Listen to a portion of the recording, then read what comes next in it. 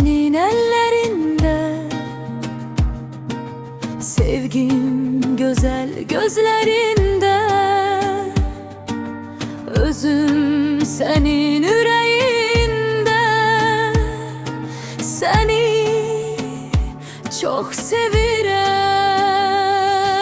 Sevgim sığmaz cahanlara, elim açık dualara.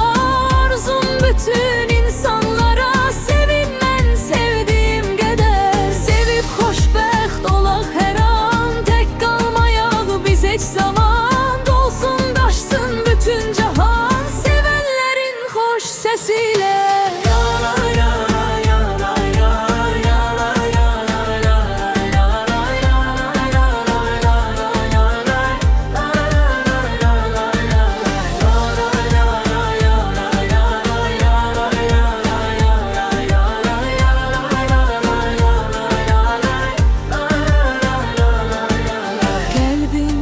Senin ellerinde,